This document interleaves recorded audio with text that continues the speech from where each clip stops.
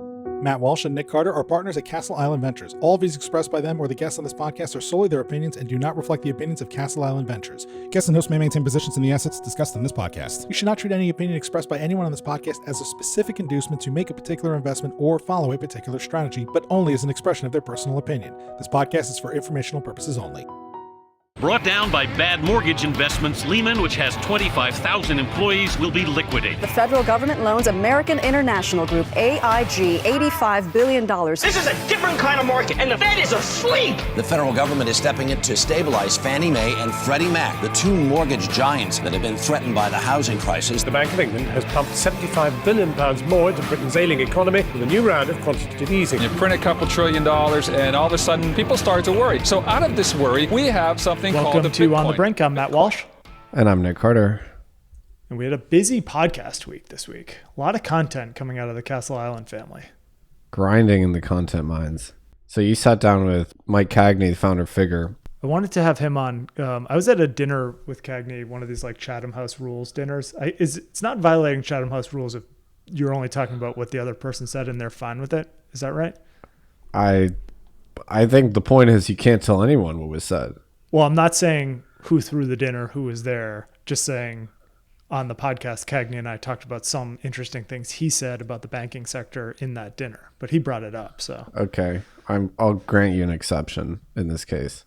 So he has a very interesting perspective on just the impact of stablecoins on the banking sector and just how this is going to hurt the regional banks. And so we talked about that at length. And Figure has some interesting products and solutions that theoretically could be very useful to some of those banks, but I just think people are asleep at the switch running these smaller banks. So I've been pondering this as well. I actually wrote about it last week, I think, and I've become totally convinced it's going to cause deposit flight. I know we're not meant to say that out loud because that's kind of what the critics are saying, and we shouldn't agree with the critics, but maybe the critics are right, Maybe they're right. I just think, even if you don't pay interest, people are going to want to have their holdings in stablecoins. I think it's just better than a bank liability, right? It's more secure, that's for sure, especially after 23. So it like we've talked about this before. Banks are becoming narrower through the 23 crisis. People don't trust the banks anymore. Money market funds are getting more popular, all-time high for money market funds. And now with stablecoins, just basically narrow bank. It's not looking good for the banks. No. What do they do? What do you do if you're, as a bank, you're being disintermediated? Do you lean in and launch a stablecoin and try and monetize in other ways? Or do you just try and hold on to your franchise for as long as you can? I think you're just going to see a consolidation there. You're going to see fewer banks. I just think you're going to see credit start to happen even more outside the banking sector. That's been a trend for the past 10 also years. happening, yeah. You just private credit has risen. It's come at the detriment of the banks giving out these loans. Yeah, Hamid Malikan at Columbia had a good tweet about this as well. I think he calculated it's like something like $250 billion a year is amassed by banks in revenue from, basically net interest margin that could potentially just go away if... Can't remember if we've talked about it on this podcast before, but in 2008... right before Merrill Lynch was really about to go out of business that weekend, there was discussion, this is in Andrew Ross Sorkin's book, about having the FDIC just do full deposit insurance on every deposit in the United States. And they didn't go forward on that proposal. But that might be the only thing that could save the banking sector from just consolidation. I'm not saying the banking sector is going to go away, but I just don't know why you'd need as many of these smaller regional banks. But if you could have fully insured deposits, then you could actually see a world where maybe stablecoins get built on top of those deposits. Well, that's the way we're trending, right? Because we keep raising the cap on FDIC. And then also banks end up being de facto insured, as we saw with the banking crisis. Yeah. So I saw a lot of discussions about that. Like, why do we have this artificial cap? It's like de facto cap is infinity. It's infinity. I almost said definity. It's definity. It's infinity until it isn't, right? I mean, you do have these smaller ones that go out of business and they do get haircuts, but SVB obviously got saved. But yeah, it's an interesting one to ponder. If you actually just had a full blanket deposit guarantee, maybe you could see the Genius bill revised. I wonder if that's what the bank lobby should be pushing instead of trying to kill stablecoins. There's no way you're going to kill stablecoins. Just push for more protections on your own franchise, maybe. Yeah, it's maybe one of the most interesting times in the history of banking in this country in living memory. Yeah. Since we've had these inflection points post-crisis in the 30s, in 2008, and I think this is an inflection point. Genius will be remembered and Genius plus the crisis of 23. Yeah. Did you see this Bank Policy Institute letter to the SEC, to the crypto working group from a couple weeks ago? Was it this about covert interest or something else? No, it was about something else. So they wrote a letter to the SEC and they asked that basically the QC rule. So they did not want state chartered trust companies to be deemed to be qualified custodians in the eyes of the SEC. And they also did not want registered investment advisors to be able to self-custody or do any of these things. So they're out there fighting fights that are hugely antagonistic to the cryptocurrency industry, not to mention a bunch of non-crypto interests that do rely on these local kind of state chartered banks. And about a week later, Atkins came out and just steamrolled it and just said, look, these are qualified custodians. He issued the guidance. So why is the Bank Policy Institute just still picking a fight with everyone here? Get your own shop in order, Bank Policy Institute. So on the regulatory front, Jonathan Gold was confirmed as controller, right? Is that official? Yeah, I believe that's official. And was Travis Hill confirmed at the FDIC as well? I don't know. No, he wasn't, but he was nominated. So that's nominated for the permanent role. Yeah, Gould was sworn in on July 15th. So elsewhere in Civ content, you sat down with Pele Brandegard, the co-founder of Nota Bene. So they have a new payments platform called Flow. Yeah, this is a very interesting platform. So we've been involved with Nota Bene since the beginning. They're the leading travel rule compliance company for VASPs to comply with the travel rule, virtual asset service providers, basically brokerages, custodians. And they have a new stablecoin network. It actually allows for pull payments, which is pretty interesting. It has a very interesting interchange model around how participants in that network can monetize. So I think we're going to see a lot of innovation here and the types of payments you can make with stablecoins. Pull payments on stablecoins is fascinating. Yeah, that's something we've been looking for a while now. Pull requires a lot more complexity and coordination and, an orchestrator, basically. But it looks like we're getting there. And then you released a blog post this week talking about why private sector companies are better positioned for putting dollars on chain versus CBDCs. Looks like you took down this New York Times opinion piece by Stanford professor Amit Seru, which I did not read the original opinion piece, I confess. Oh, yeah, that's okay. I mean, I found it really strange, actually. So he's a professor at Stanford at the business school. And he...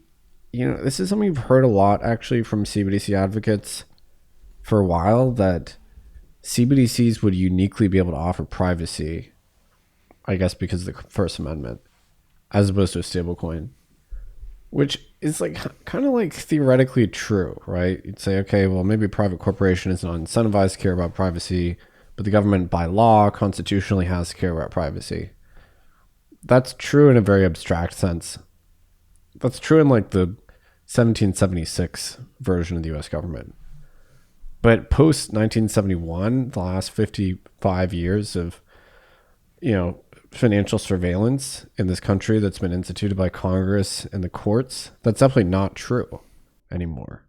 The government is not interested in granting financial privacy to its citizens. And if we created a CBDC that was private, that would contravene 50 years of Supreme Court decisions asking so it would be illegal actually under precedent. So I just don't think it's remotely likely or practical that the government would actually do an about face on all this and decide that they suddenly care deeply about financial privacy and with a CBDC. Yeah, I don't get the obsession with wanting the government to build a payment system. Like, when has that ever really gone right? Yeah, and this is something I talked about. It's like in certain countries, the government runs a domestic push payment system. Like you have Pix in Brazil, and I think it's called UPI in India, and SPAY or CODI in Mexico. Those are government-run systems. They actually work pretty well. But there's a whole path dependence because those are countries that develop later. And so people were onboarded on the smartphones and the internet.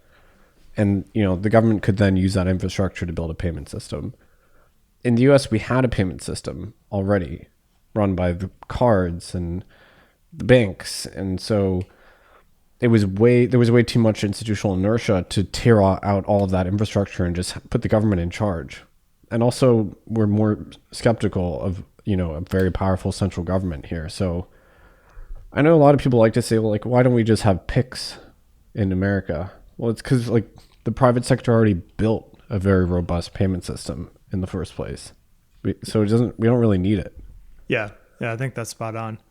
So are you just going to continue to pick off these opinion pieces? You got to be careful if you want to do an opinion piece on anti-stable coins these days, because you're going to write a blog post about it.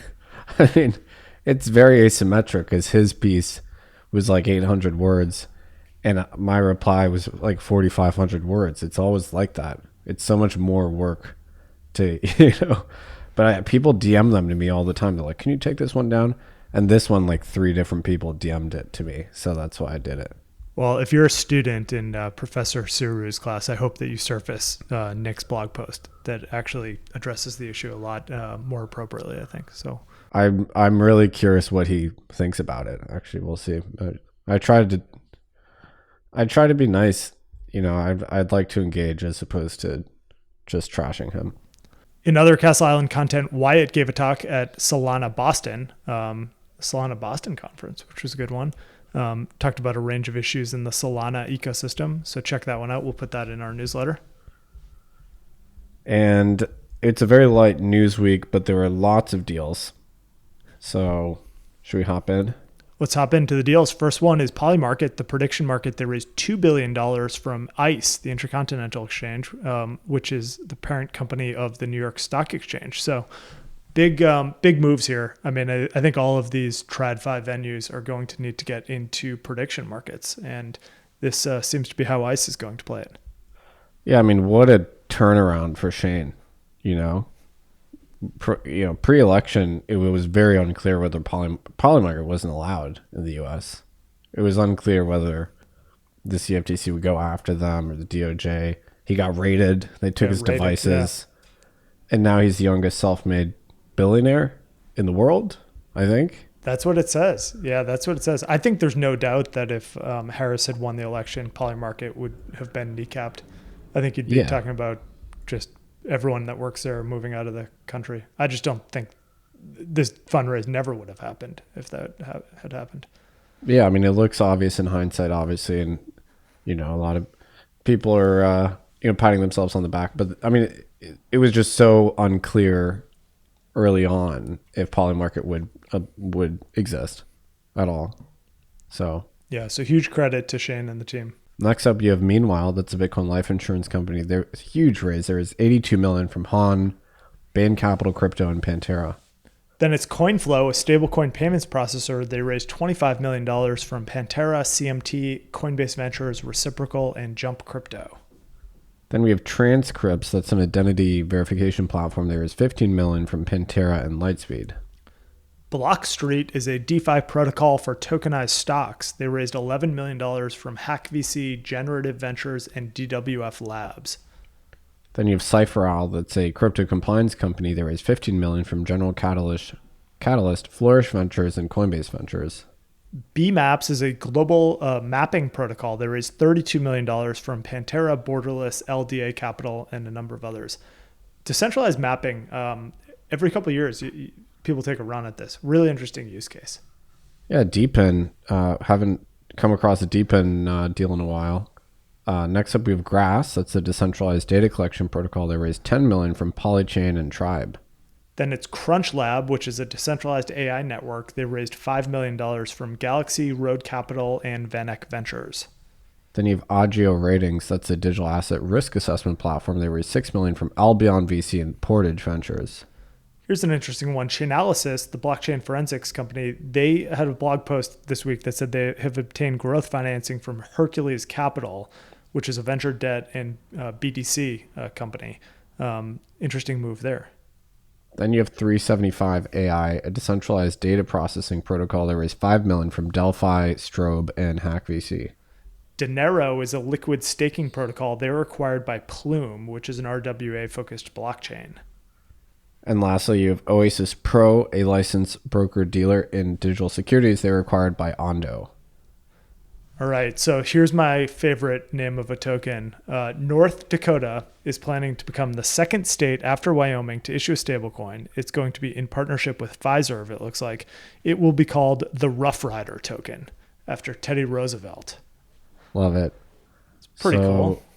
It is interesting. The states are, even post Genius, the states are pursuing their own state level stablecoins, and there are some rumors that they could potentially be interest bearing.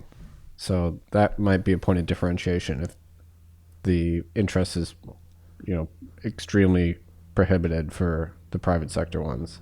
Yeah, because these wouldn't be covered by the Genius bill, would they? Would they have to be Genius compliant? I think it's totally distinct. It is, right? Because it's a state that's issuing them. And so I don't know why you wouldn't be able to offer interest on that. Talk about disruptive. Can you imagine if the states actually start to really kneecap the banking sector here?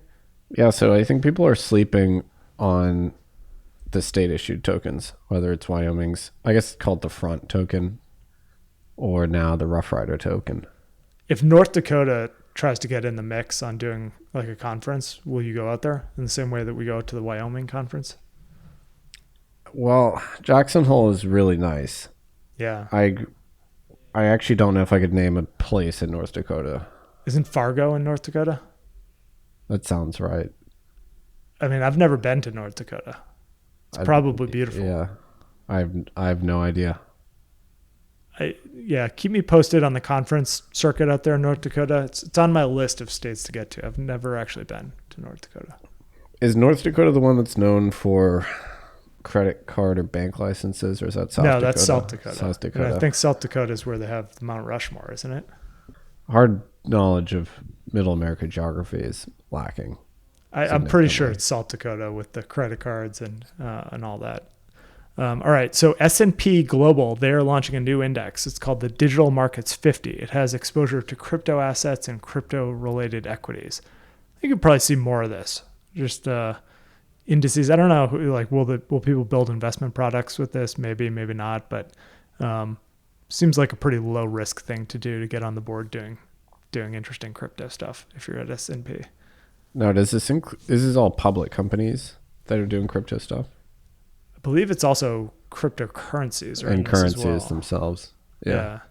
So my guess is this is the more forward-thinking crypto publicly traded companies like Coinbase would be in this. Square, the Robinhood, those types. Did you see that Luxembourg, the country, is allocating 1% to Bitcoin out of their sovereign wealth fund? I did not see that. Is that a lot for them? How big is the sovereign wealth fund? Let me see. The fund is not that big. $730 million. So 1% is $7 million. Okay. So they're just going to telegraph that. I guess the market's probably not going to move on a $7 million purchase, but I applaud the effort. I mean, that's the first European country to allocate to Bitcoin, right? You ever been to Luxembourg? Yeah, I have. Is it nice? It's charming. Yeah, it's lovely, if very small place. I liked it a lot. So, I mean, there's just not that many countries that outright own Bitcoin for investment purposes. Yeah, that's big development. It's Bhutan, Luxembourg, El Salvador. I think that's it, right? Well, I mean, the U.S. owns a bunch. I guess not for investment purposes, but not getting rid of it is a de facto form of investing, right? Yeah. And you know what? We were meant to see that audit of the U.S. government's Bitcoin holdings. I think people forgot about that. Some months ago, and it is not forthcoming. Well, I think it's probably really hard to find. Plus, you'd have to imagine the intelligence agencies have a bunch of it that they're not going to have audited. So one thing that I've been thinking about recently is the whole quantum thing. So have you been paying attention to this kind of mini bubble in quantum stocks? I have. I think not enough people are talking about quantum stuff in the crypto industry.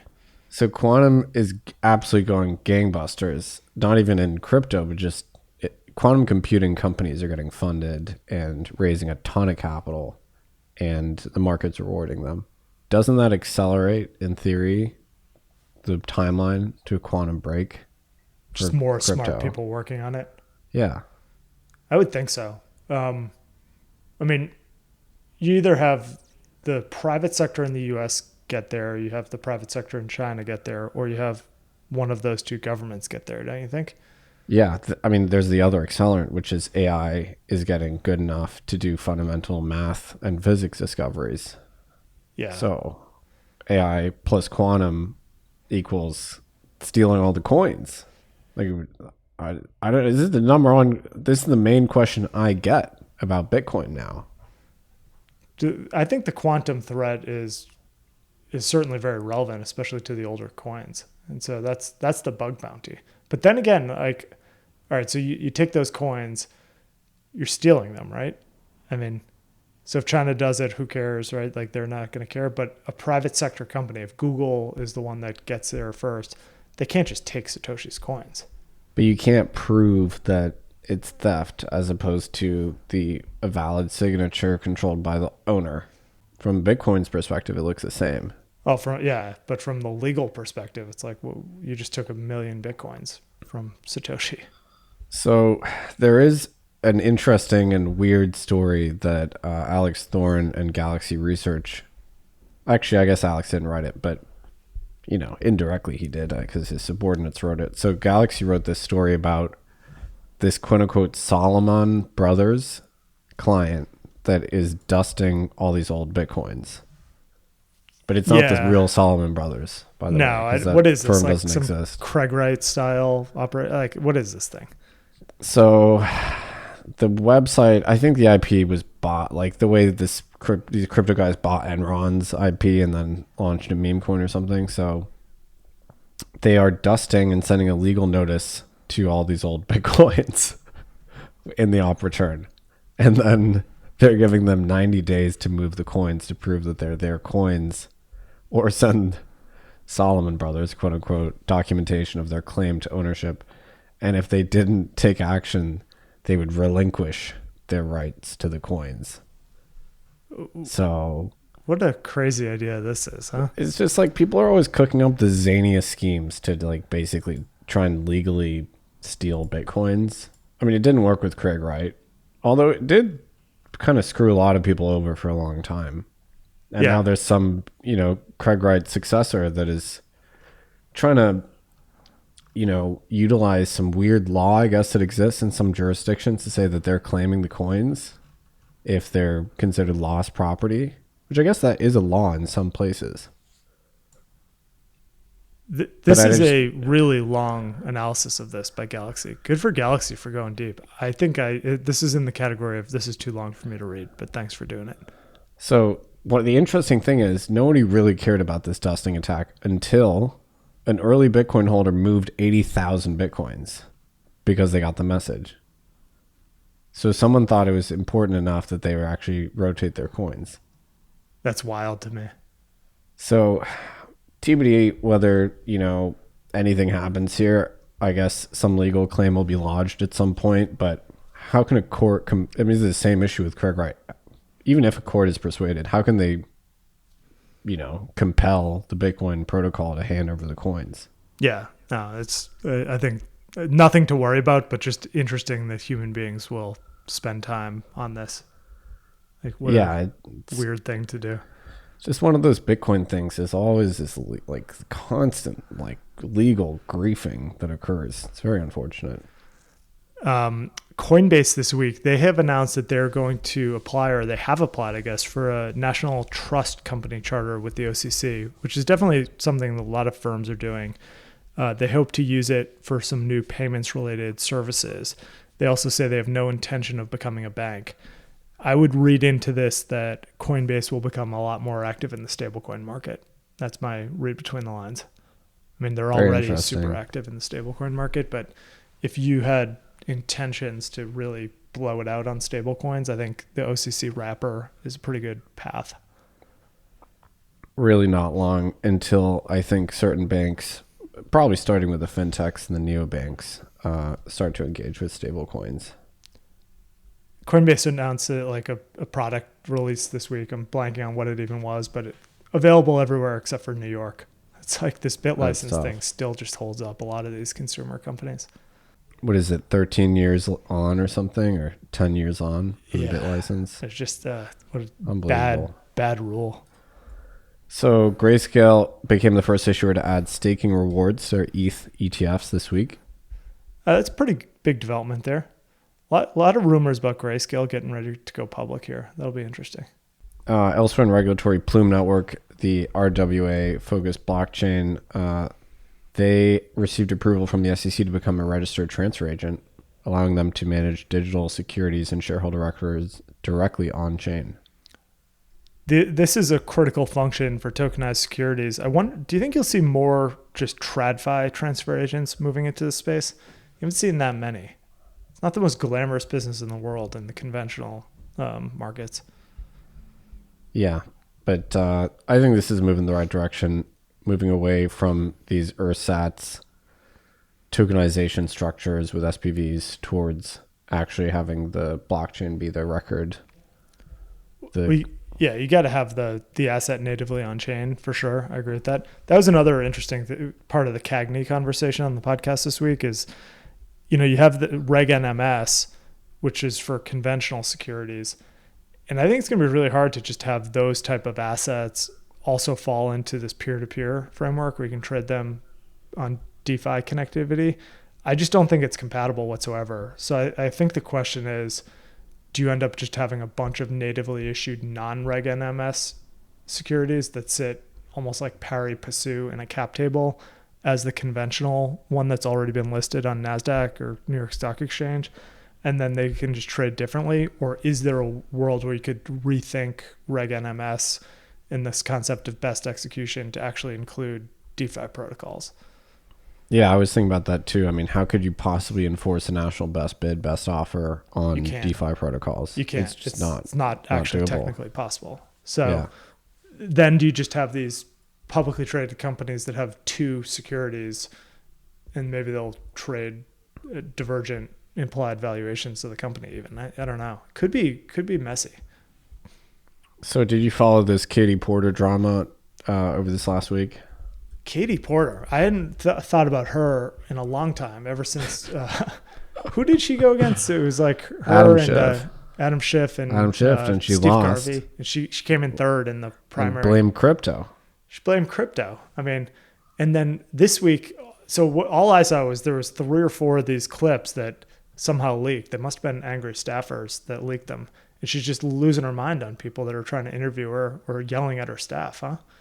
Yeah, I think, was it 60 Minutes? I mean, it was one of the, ordinary MSM outlets, and they were interviewing all of the, I guess she's running for California governor now. Yeah, apparently. She's a front runner, believe it or not. And they're just asking pretty straightforward questions, and she just went completely ballistic. And then the prediction market sold off for her odds of winning instantly. And then all these stories came out about how she's kind of abusive towards her staffers and things. And that was a lot of people's first introduction to Katie Porter. But we in the crypto space had known about her from before. Oh, yeah. I mean, she's been abusive towards us for a long time. But yeah, I Googled her name after I saw one of those things. 'Cause I was like, man, she just seems really mean.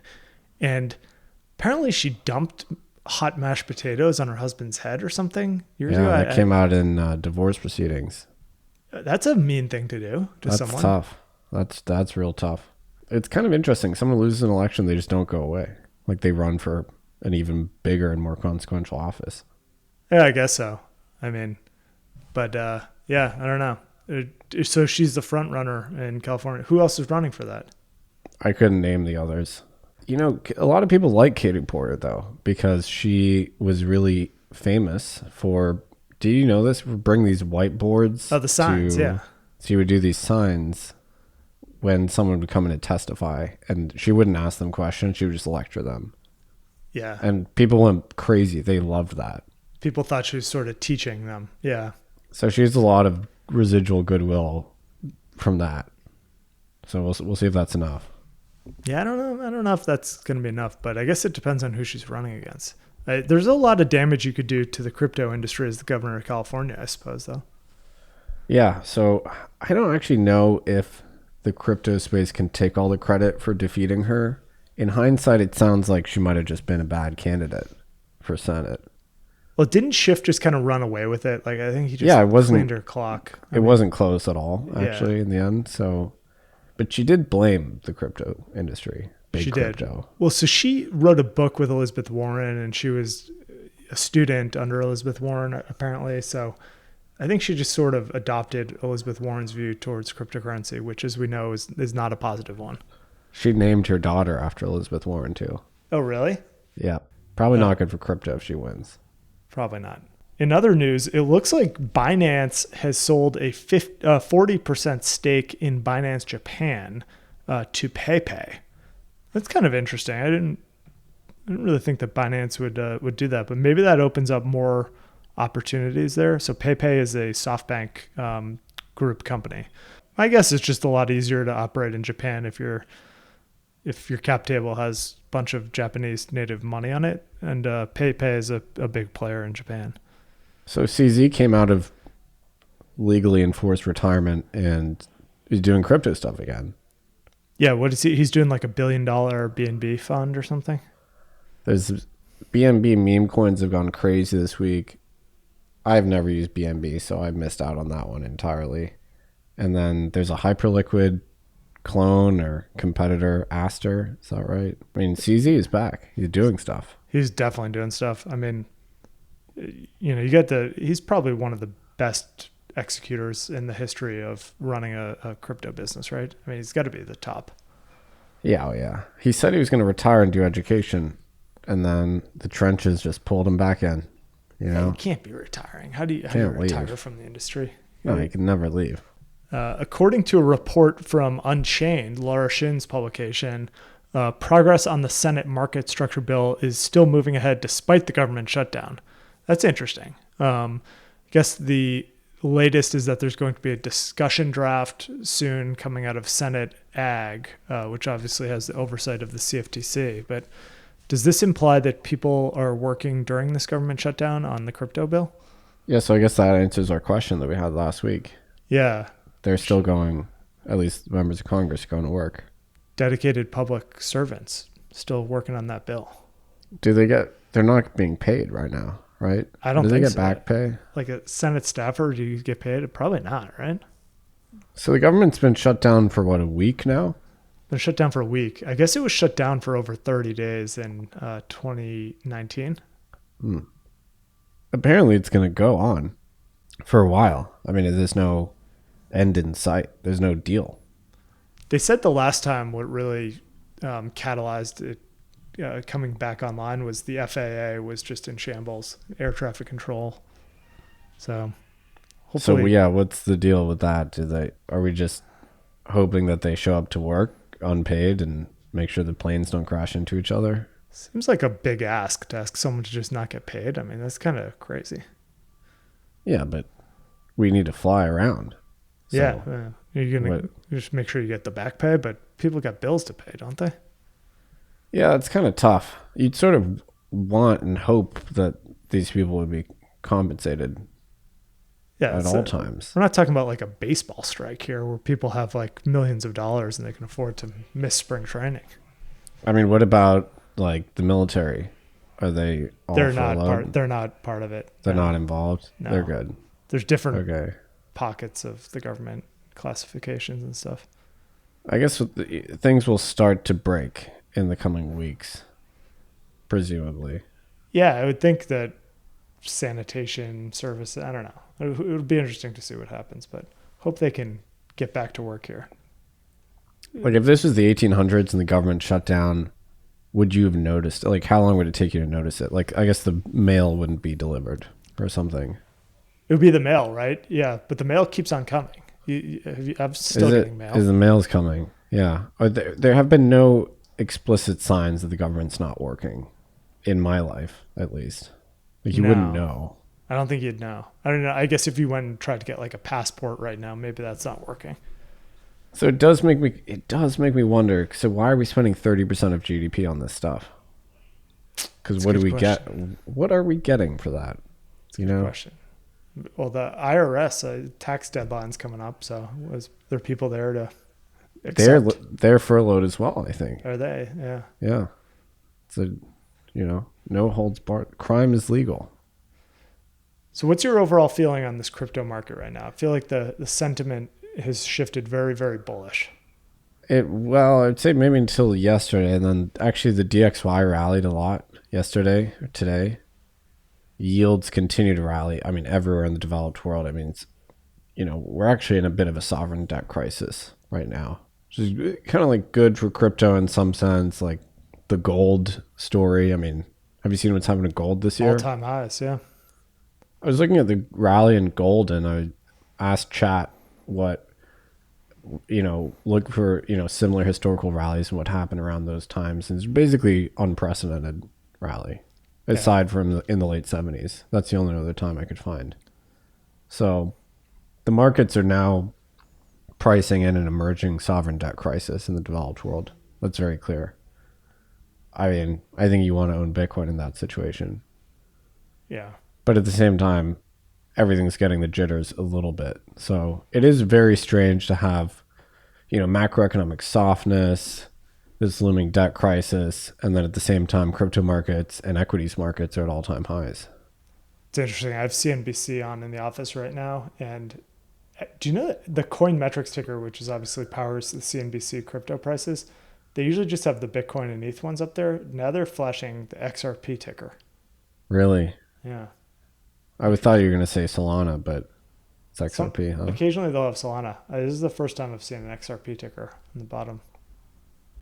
All right, I think that is it for the week. Everybody have a safe and healthy weekend, and we will see you on Monday.